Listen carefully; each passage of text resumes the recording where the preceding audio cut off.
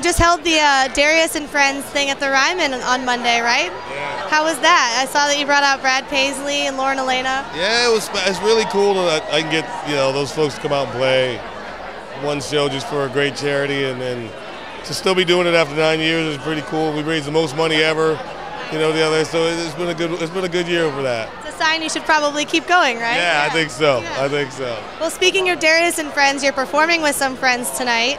So I was wondering how that song came together, because there's so many hard hitters on that. I've been meaning to cut that song ever since I came to Nashville, and I was putting my album together. It was one of those karma things. I put my album together, and Charles Kelly just calls me out of the blue, texts me, I was listening to that Driving Christ song, I think you should cut it.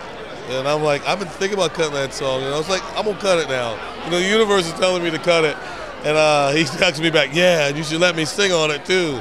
And so we started there, and then hanging out with Luke and Jason is, we're the four of us are pretty good friends, and just hanging out and knowing what it meant to all those guys too. Like Jason's a huge driver, they're from Georgia, huge Driving and Crying fans, and I was like, let's do it together, and they said yeah, which is amazing to me. You can call the biggest superstars in the business and they just come and do it, but they said yeah, and it turned out it's a fun song. I'm really proud of it.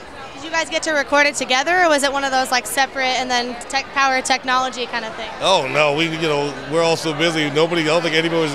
Charles might have been there with a couple guys, but I wasn't there with anybody, and we were rehearsing today, and all four were standing around, and Jason had a guitar and started playing it, and we four started singing at the same time, and I was blown away about how good it sounded. I was like, that's just, everybody has to have their same harmony from the record, and they hit it, and I was like, man, this is going to be a lot of fun. It's like you have 4 superstars on it or something. Yeah, but from that moment, I was like, man, that sounds like we've been singing together for our whole lives, It was really cool. Well, and I've been asking everybody for their favorite music video moment, because this is a music video award ceremony. So is there a video that stands out to you as like the most iconic, or? Music video ever? Ever, yeah. Oh, goodness.